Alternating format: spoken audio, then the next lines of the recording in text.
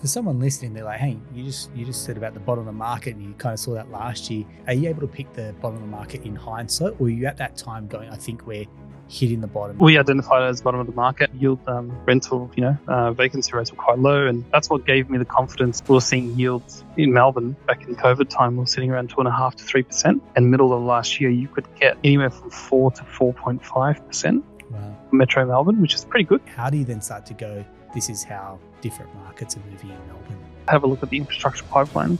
You generally see a lot more activity. How's the market treated you in 2025? We're getting them probably 50 to 60K. I'd say like 5 to 6% less than what they quoted pre-market. The psychology of the market is actually quite interesting. Yeah, tell me more about this. G'day everyone, welcome back to another episode of the Australian Property Investment Podcast. You guys have been listening for some time. You know that I like to go far and wide to get some really good guests, mix things up a little bit more, really find what I call best in breed. Every weekend, you'll probably find me down at a cafe on a Saturday with my two crazy girls, me trying to read the Australian Financial Review while us having a coffee. And I'm always reading the articles because I think, keeping yourself sharp mentally, but also, knowing what's going on from a news and current affairs perspective really puts us in the driver's seat as well. One of the names I did come across was Abdullah Nouh from Mecca Property Group. Featured about a couple. They're actually down our way towards Wollongong. They're not our clients by any means, but how they transition out of resi into commercial going into retirement. That pretty much sparked my interest going, yeah, tell me more about this, Abdullah. And so that's something that we're going to cover in our chat today. But also as a buyer's agent, very much want to get your view on what's going on the ground, what you're seeing with your clients as well, and get a feel for the market as we round out 2025. So Abdullah, welcome on, mate. How you doing? Thanks, and I appreciate you for having me on here. I'm doing well, thank you. Beautiful. Not bad. Excellent. Not bad. We were talking before, mate. You got your hands full. You got a business. You got 4 kids, 2 boys, 2 girls, mate. So if you think everything works busy, you go home, you go start your other full-time job as well, mate. Tell us about how's the market treated you in 2025, and as a buyer's agent, what have you typically seen throughout the year as well? Yeah, 2025 has been a really interesting year. I think we're seeing improved sentiment in locations that have been struggling. So Melbourne is one of them. I think Melbourne, you're Melbourne-based, right? Yeah, it's where I'm based. Yeah. And like over the last 4.5 years, we've been buying interstate just because we've been seeing better value in the likes of Queensland and Adelaide and Perth. And I felt, and like being on the ground in Melbourne and just obviously, talking to a lot of agents, we started to feel that the bottom of the market was probably August, September last year. And we started to then talk to our clients, that, have got some equity about, I think it's a good time to actually get in. The market's quite down. And I actually, the psychology of the market is actually quite interesting because last year we found, off-market deals, vendors had a higher expectation of what their property was worth compared to what the market will give. So we were actually buying a lot of property either at auction or post-auction. Yeah, nice. And we were getting them probably 50 to 60K, I'd say like 5 to 6% less than what they quoted pre-auction and pre-market. And yeah, it was just it was at a time where, people were, there was a lot of sort of negative sentiment in the media. But yeah, look, we're seeing, this 12 months on, we're seeing, off-market opportunities are actually a lot more value than on market. We're seeing a bit more competition. The 5% deposit scheme is really, spruiked up demand from home buyers. But yeah, no, it's been really good, interesting year. We're seeing a resurgence back in Perth. We're seeing, Darwin has probably been the X factor sort of city, where we're seeing some growth rates, some consistent growth rates there. Beautiful. Yeah. For someone listening, they're like, hey, you just said about the bottom of the market and you kind of saw that last year. What are the markers? Because are you able to pick the bottom of the market in hindsight, or are you at that time going, I think we're hitting the bottom? Because there's 2 ways to look at it: going backwards, going that was the bottom and things have rebounded, or at the time going, I think we're coming out of this at that stage. So do you pick the bottom at that time, or have you identified that as the bottom of the market? We identified it as bottom of the market, and one of the main factors we were looking at was the yield, rental, vacancy rates were quite low, and we were seeing yields, in Melbourne back in COVID time, we were sitting around 2.5% to 3%, and middle of last year you could get, anywhere from 4 to 4.5%. Wow. For Metro Melbourne, which is pretty good. So that's what gave me the confidence that, and obviously we're seeing what's happening around the country. we were looking at Brisbane and Melbourne and going, this property is like almost doubled in the last 4 years, and this one hasn't moved, and we're seeing the same yield rate, right? Although you're paying, although the land tax threshold has changed, if you incur all the actual holding costs, Melbourne actually has a lower insurance rate. It has a lower council rate, water rate. Property management is like 2%, 2 to 3% lower than Queensland. So when you incur all these like differences in fixed holding costs, you can actually take on that extra land tax payment. It doesn't really. You look at the net sort of holding costs. You're sort of sitting somewhere between 9.5 to 10K for a Melbourne and Queensland property, and that's what sort of triggered triggered the way we were looking at Melbourne last year. Awesome, thanks very much. Yeah. Sorry? There's someone coming in. I mean, Melbourne, like any capital city, there's markets within markets. There's there's your regional type or bigger corridors as well. So when you look at the market in Melbourne as a whole, how are you then separating? Say, I don't know. I'm just going to make up some names here. Your Geelong, your Ballarats, your Bendigos, your Sheppartons. Like, how do you then start to go, hey mate, those are lag markets, for example, versus hey, draw a ring around, say, the Melbourne CBD and go, these are the ones that are going or moving quicker. How does someone that doesn't have your skill set or doesn't have your years of experience or knowledge go, this is how different markets are moving in Melbourne? Yeah, that's a really good question. Look, I would say, if you gave me a property, if I had a 700K budget, would I go buy in Bendigo or Geelong versus Melbourne? I'd probably stick with Melbourne. But I think so supply risk is what if you're buying in an area that has a high supply pipeline, like call it like the western part of Melbourne, and you can include Geelong in that, does have a very high supply pipeline with just new builds, and we find that sort of dampens sort of your growth rates. And Geelong, if you look at Ballarat as well, Ballarat, during post-COVID had a very high supply pipeline. We saw listing numbers go up to about 1,200 properties for sale at any given month, whereas before during COVID it was sitting somewhere between 300 to 400 listings. So I think it's just making sure if you're trying to decipher which area to buy in, just maybe look at areas that are supply tight, right? So why I like, if I look at Melbourne as a market, I would say the inner north and, north up to about probably a few suburbs into the city of Hume, Whittlesea is not bad, like up to probably Lalor, Thomastown, and then the northeast and east and southeast, they're all relatively supply tight, and you're almost buying properties there at land value. Like, there is a ratio we call land to asset ratio. So if you're buying a property for 800,000 and say the land value is worth, call it 650,000, then a lot of the investment's actually in the land, and the house is almost free, right? And a lot of those properties typically are quite older, so you'd have to put some money into just refurbing it or making, make sure it's structurally sound, so it can last you for another 10 or 15 years. Yep. But that's where we're probably seeing the most value. Newer areas we see, like it's probably a 50% land to asset ratio, where you're paying 50% for the land and 50% for the build, and it takes a bit more time for you to see that growth.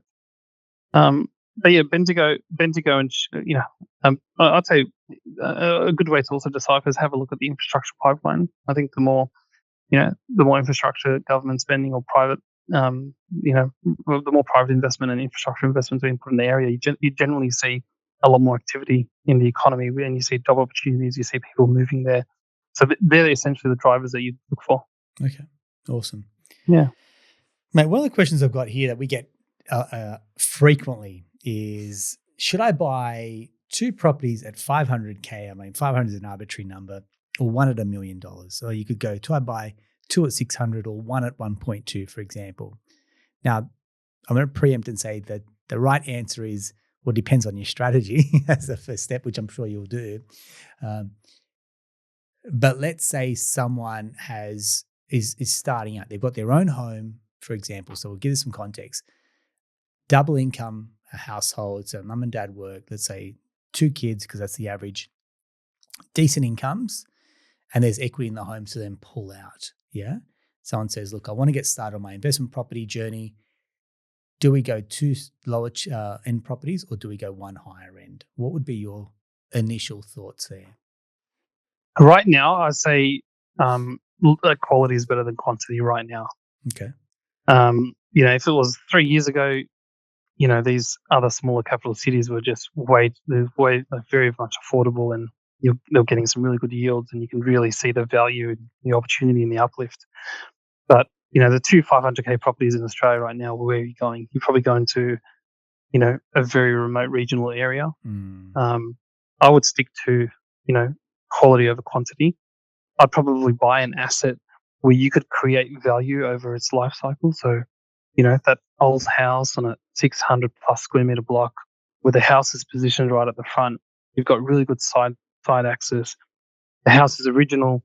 You can improve it, where you could maybe renovate the interior to increase the value. You can add a granny flat to improve cash flow, or you can just, subdivide, sell the back block, or subdivide, build another house, and you've got two assets. I find that is better because when you go quantity, where you can get caught out is you've got, two kitchens, 4 bathrooms, 2 different tenants, and residential assets, they do cost a lot to hold, right? There's a lot of moving parts, and there's a lot of tenants, generally speaking, they're not going to look after a home like an owner occupier. So I'd play the long game. Yeah, nice. Thanks very much. And I guess that higher end of town, circa $1 million, for example, do you find the yields change a little bit? Obviously, slightly premium price point. Is that a softening in the rent compared to those lower end of the markets as well?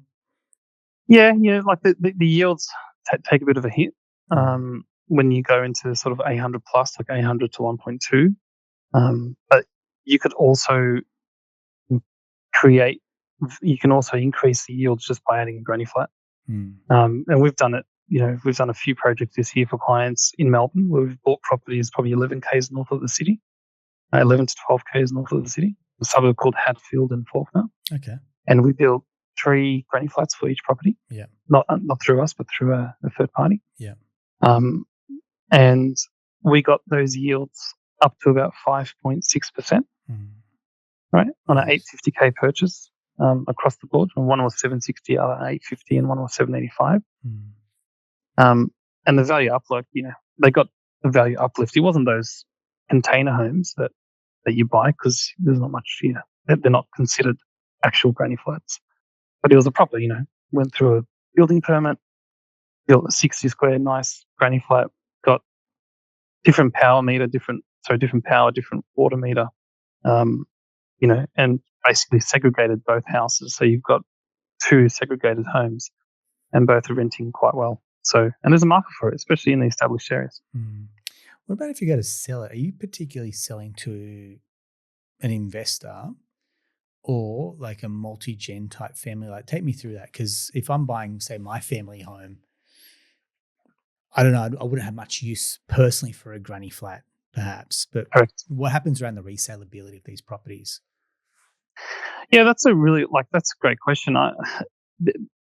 We have purchased sites that have approved granny flats on there already in Melbourne as well. And what we found is when we go to auction or when it's taken to market, there actually isn't a lot of interest on these assets because your families were looking at that going, well, why do I need a granny flat in the back, right? So your pool of people that would be interested in that asset class is probably going to be a family that needs, that has, their parents that want to live in the back, or it's going to be an investor, right? So typically what we do is when we build a strategy, we go, this is a 10-year hold, 10 to 15-year hold. Let's build you a granny flat to get the yield up so you're not too out of pocket. The granny flat's going to probably pay itself off. They churn around 22 to 25k a year, right? So over 5 years, 125k. Over 6 years, it's paid for itself. Then you get the depreciation benefits after that. But let's say you hold it for 12 to 15 years. What you can actually do after that is you can actually demolish the whole thing because the granny flat doesn't know you anything. It's made you money. Demolish it, and then you can create further value by building a duplex or a multi-town house site. So they're not assets where you would come to sell it to make a profit. they're more so to help you hold it over its longevity, over its 10 to 15 year period. Thanks very much.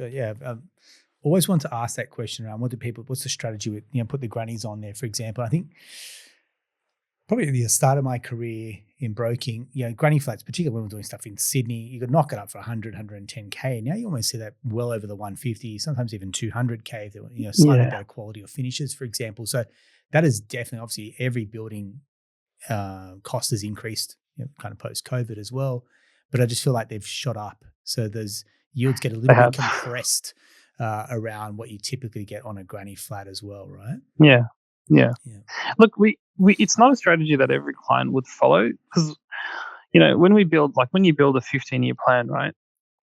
It's very important to understand where do you want to be, in 15 years or in 20 years time, and depending on where you are in your journey, right? Whether you're sort of in mid-30s with a good business and good income, you probably have that longevity where you can buy a site and not put a granny flat on, but your second site could be a commercial investment that offsets the losses of your initial, negatively geared property, right? Yeah. So you don't granny flats is not the solution for everyone. I always, I think my mindset around granny flats is it has to be very particular around the type of investor we're dealing with and how, and where they want to park it, what, that they would have to have the funds to do it. And we actually have helped an investor buy it with a granny flat revalue, get the money back out, buy your second one. This sometimes can help fast track that and keep that. It's all about keep managing that yield. But some investors, we can go house within commercial, maybe another residential after that. I think having a hybrid portfolio is important. Okay. Yeah. So you've just kind of touched into the notion of adding commercial to a portfolio.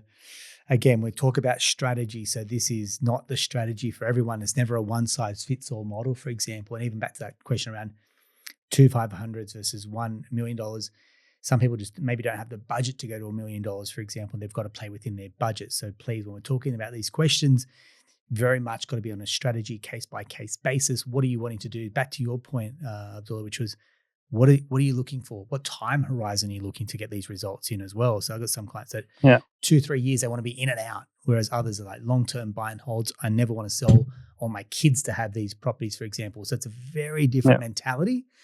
Investor A to investor B, very different buyer's agent that you are compared to another BA, for example. So when you're picking your team, when you're picking your strategy, just know you've got to start to get these things to align as opposed to kind of square peg round hole, which again we've touched on a lot in a lot of our episodes as well. So I just want to touch on that whole notion of adding in commercial. What type of investor are you seeing that moves into commercial, and what does then that commercial asset look like? Amazing. Okay, so the type of investor that gets commercial that we're working with are generally business owners that are looking to transition away from their business income, right? So they're potentially looking to sell down their business in 10 years' time. We recently helped it wasn't recent, but this is a 3-year case study that we've had where we had a dentist that joined us, ran his own dental practice, loved his job but didn't like managing the dental practice. And he had a plan. The plan was to replace his income about 20K a month. At 1.2 in cash, no debt across his personal home and his business because he owned the property as well. And his idea was, let's just buy, apartments or units. Let's just get, 10 of them, have a good yield, and, just build up that cash flow. Anyway, I said to him, look, I probably wouldn't do that, but let's build a strategy. So we ended up buying him a $3.5 million commercial industrial site in Gold Coast just 3 years ago in a suburb called Yatala. Yeah, nice. And we negotiated a 17-year lease because it's a lease back. So we negotiated a 7-year lease with 2 5-year options, 4% increases per annum. Anyway, it ended up being a 5.85% net yield, which reflected to about 18K a month. Anyway, 3 years on, he sold down his business for 2.8. The loan against that commercial is 2.7. He's paid out that commercial loan. He's living off, almost 19K a month in income, right? So he sold his business and the site for 2.8. So they're probably I would say, business owners are the ones that, I think looking to transition, when they're looking to transition away from that sort of, high income. I think the other one is we have some investors like retirees, or investors that have cash, don't have the surface ability to go buy residential, don't want residential, but they had to have anywhere from $500,000 to $1 million in cash. And we would look at getting them a commercial industrial property, through a lease stock loan. Right? So, and we did one recently. Couple were, basically gifted $1 million from their parents. Parents sold up and overseas, gifted them $1 million. They came to me and said, "Look, we can just go buy a house in Point Cook, cash. What do you suggest we do?" When we went through the strategy, it was like income was very important to them. So we actually ended up buying a block of shops, like 5, just one whole building, but it had 5 different shops in it, retail shops. In Hobart, we paid 2.5, and I think the lease on it was about 160 net per annum. So, and they got that on the lease stock loan. So, so that's, I find that, if your priority is income and you want to see growth, because with commercial, as you know, like it's all about the cap rate, and you do get more linear. You can forecast your growth a lot better than residential. It's more based on income. Commercial could be that avenue for you, and the different types I would say is, industrial is probably the lowest risk profile. It's a multi-use asset class. Specialized use is more like retail and medical, where it's probably a little bit more riskier, and banks will offer lower LVRs for them. You'd know, obviously, you're the broker. Yeah, and I think what you've mentioned there is 2 very distinct types of clients. For example, self-employed definitely suits commercial. For example, that's they're buying their own premises through a super fund. They want to de-risk their business, for example. That's definitely one that we see. That's a great similarity there as well. And then I think the other one is, hey, I don't want to have quantity of investment properties like residential. I want to have one particular site. It makes it a lot easier to manage, but I'm still looking for a strong yield and strong return. Great. Commercial becomes a very strong vehicle maybe to exit residential once you've kind of reached the point. I think what happens here is residential gives you the ability to piggyback, like, release equity, go again. And that's the beauty of, like, that's a very repeatable model. A scalable model happens in residential. What generally happens to a point is we see residential investors start to hit like a bit of a ceiling, not only borrowing capacity, but just bandwidth to go, man, it's like now the portfolio is getting quite sizable. Be careful what you wish for, because we've now got it. And now what we want to do is just minimize the administration that comes with running a portfolio as well. Right.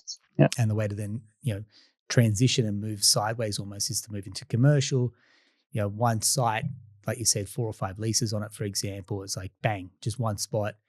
Yes, there's a bit of concentration risk on that as well, compared to being, 10 properties across the country. But if you've bought well, you've bought smart, we've generally seen it done well. You're in a cracking location, great tenants that are, it's a blue chip type site that's never going to go out of fashion. And it's like, hey, high street retail struggles. It's like, well, hang on, we've eliminated that risk by buying a good quality area, high demand, low vacancy as well. Yeah. Yeah. Another one, Aaron, who's like retirees, on the AF article that you read. So we had a client who basically got to, the selling down their business and early retirement. They sold out their investment portfolio. So look, every investor goes through, I think anyway, 3 stages of their sort of journey. And they go through an acquisition phase where they try and accumulate as many as they can. And they start off with residential, as you said, to try and piggyback and rinse and repeat. And then they sort of generally hit a ceiling at some point. And then they optimization phase. So they look at, okay, each residential property, what can I do to optimize each of these assets? Can I renovate to increase the value and extract more equity, or sell down? Can I add a secondary dwelling in the back to create further equity?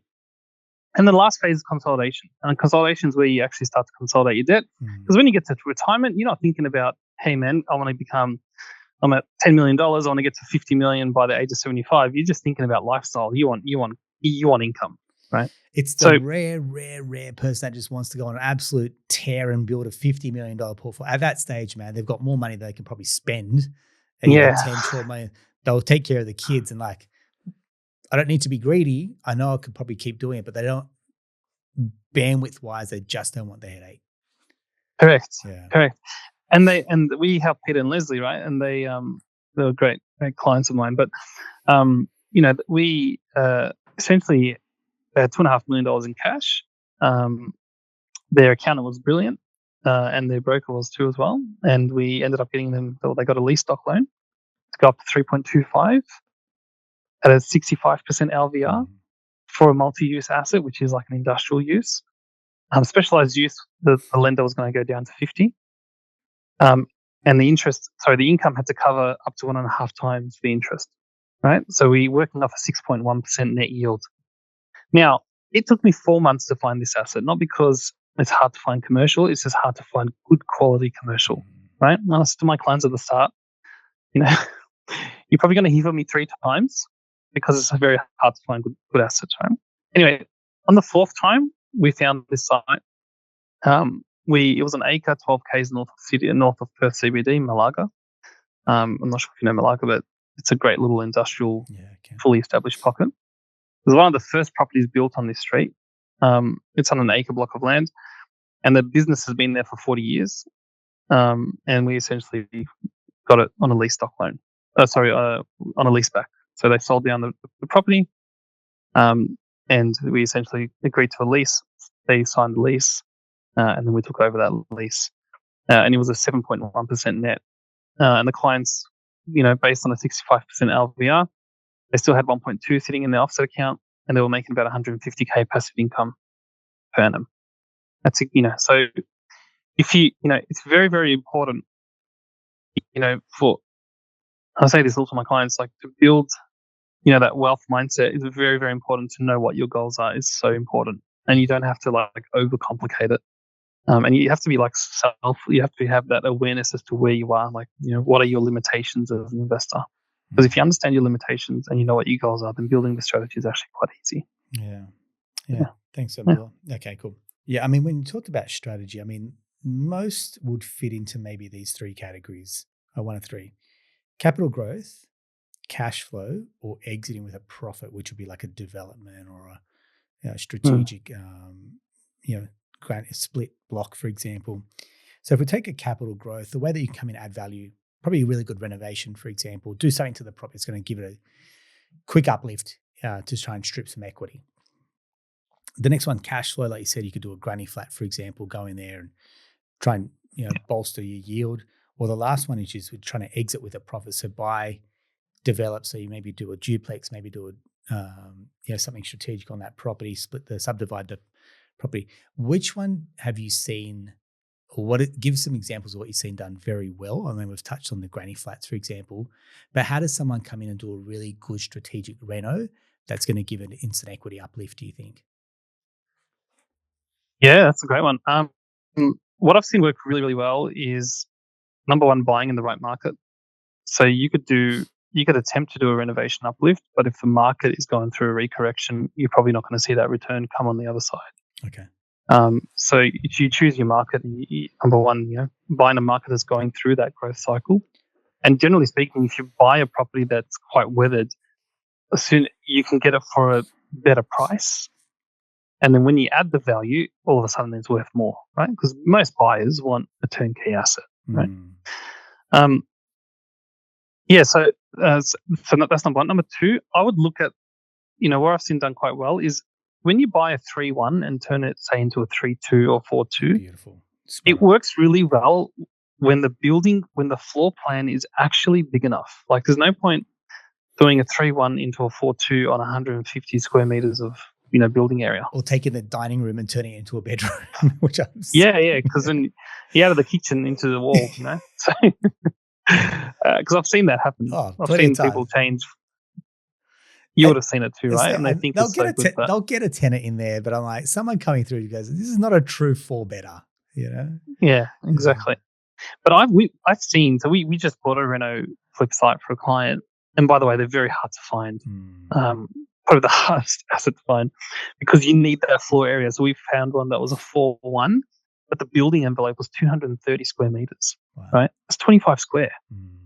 And there was enough we could do enough adjustments for our property to turn it into a 4.2. We bought it for 8.30. They're going to spend about 110K. And in that suburb, 4.2s with a carport sells for about 1.15. Nice. Right? 1.15 to 1.2. Now, if they decide to sell it, they make some money. But I actually think, like, I've seen the best use cases is where clients buy in a market that's growing. They create the value, whether it's at the end or at the start, but they ride that growth wave, because when a market's at the bottom and when it goes to the top, right, like from bottom to peak, if you look at Brisbane, you'll double your money just on land value increase. So imagine the value you create just by adding that. If you're doubling, it'll be even more. So yeah. When does an Airbnb strategy make sense, do you think? Yeah, that's a great question. When it's lifestyle. Okay. Yeah, in my opinion. So, look, we've had a few clients where we've helped them actually secure these sites, but generally speaking, the objective is I just want a lifestyle property for my family to go there, once a month, once every 2 months, but I don't want to have it sitting there vacant. And the Airbnb strategy just adds value because it gives you an income to offset the payments that you're paying, right? So it works really well when it's a lifestyle decision. When it's an investment decision, I know there's a lot of like YouTubers that talk about arbitrage and hiring units, making money. I don't know. Look, I don't know much about that space, but I think the number one goal for any investor needs to be capital growth, right? Because creating equity is what gives you the lifestyle. Yeah. I think this notion of chasing, I'm very conscious to say there are multiple ways to invest. So, hey, this isn't the only model. But what I want to challenge people listening, if they think they need cash flow, what I generally would try and suggest is you become your cash flow asset, i.e., earn as much as you possibly can in your role. Get upskilled, get a qualification, work your butt off. That's the cash flow increase. Because if you're trying to get a property to deliver you cash flow, that's a slow burn. Or you're buying an asset that's yielding good amount, but are you able to leverage against it? And what we mean by that is generally once people get the bug bitten, they then want to buy again and go again. Now, if we can't strip the equity, you're a frustrated investor. You've got the abilities and the means maybe to go and buy another property, but you've got no equity or you've got no deposit for the next investment property as well, which is why we say, hey, buy a growth asset, keep building your portfolio. And then at that point, once you then can choose to sell down an asset, you can clear some debt and then you will generally get that cash flow. But I just want to challenge people that think that they need the cash flow as opposed to, hey, if you're in an acquisition phase, maybe we should be looking at this through the lens of a growth asset. Which brings me to my question to you. If I'm a first-time investor starting out on my journey, what advice would you give to someone to get them in the market? And the reason why I ask is because I call that first one that cornerstone property. You get this right, mate, you're off to the races. You're on to the next one. I've done, so many investors that have gone from 0 to 2 or 3 in a year because they've just bought a growth asset, revalued, worked their butts off, good incomes, and we're going again as well. So I think there's a lot to be said about that first one. And generally a lot of first-time buyers maybe balk or flinch a little bit at paying a BA fee. Now, naturally, you have a horse in this race being a BA yourself, but take you out of the equation. It's like me saying everyone should use a broker. Naturally, I'd say that because I'm biased, but put the bias aside and go, hey, this is an expense well worth it because X, finish the sentence. But I want to hear from you, mate, going, the first one, why is it so important? How do you get the team right? How do you get yourself in the right mindset to then pull the trigger on your first purchase? I think that's a great question. I think just being very clear. It's like going into it with an open mind and being completely agnostic to location and not using sentiment, like personal sentiment, to buy your first investment. I think if you start the journey off like that, I think there's lots of opportunities that you can create just by being able to get into different assets. Like if you're buying in the same suburb you live in, you're probably going to be the best BA out there because you know all the good spots and bad spots. But it's not necessarily going to mean that it's the best investment strategy for you. And I think this is where it unlocks the buyer's agent. The buyer's agent, any buyer's agent out there should be able to really understand your strategy. The first property needs to be growth. You need to be buying in a market that's going through a growth cycle. I wouldn't necessarily look at historical trends to give you the confidence that it's going to be the best location to invest in. Because sometimes some markets could be nearing their peak. Sometimes, so I'd probably look at maybe the fundamentals, but look at, like, I would be talking to the buyer's agent and maybe just qualifying them around how do they assess growth, what are some of the exit strategies do they have, with the markets that they're suggesting. I think be really clear on what cash flow position you need that property to be in, so that you can hold on to this asset to reap the maximum reward out of it as well. Because just because you can get $1 million loan doesn't mean you can afford $1 million loan. So just be really clear on that. So was that the first question? Did I answer the first one? Yeah. And then it's, again, from your experience, what you've seen really, really good investors do when they're starting out is like, how do they get out of their own head, and how do they get out of the way? Yeah, well, it's creating that mindset. So mindset is probably, I talk to my clients about this a lot. You got to be open to engaging professionals. Like, I think you said this before. If you're good at, if you're a niche, if your source of income and cash flow is coming from a certain job or a certain skill set, exhaust that, right? Do the best you can in that space, but hire professionals around you that are subject matter experts in their field, right? Having a good accountant, because accountant's going to help you structure, right? They're going to give you the best advice. They know your financials. One day you're going to have to sell down that asset, so or you're going to have to consolidate your debt. What is the best structure? I hear a lot of stories sometimes where people say, "I wish I spoke to my accountant and bought this under XYZ." Okay. Number two, the right broker. Like, just because there's a very low entry point, in my opinion, for brokers and buyers agents. Well said. So you need to qualify the people you're working with. It's not about how many properties do they have, but it's more so about what strategy do they have. Man, I know you got a race, so I appreciate your time. Like we said, any guest that comes on here isn't farming or fishing for business, but I mean, what we'll do is we'll include the details. As people want to pick up the conversation and find out more about you, we'll include details to your Mecca Property Group as well. Mate, but I just want to say thank you very much for your time. Thanks for your energy and your effort, mate. I genuinely appreciate you sharing with us, and keep up the good work. Thank you for having me on. It's awesome, man. Also, it'll be awesome to meet you in person one day. Will do, mate. Thanks very much. Thanks, guys. That's a wrap for another episode of the Australian Property Investment Podcast. We'll talk to you next time. Thanks very much.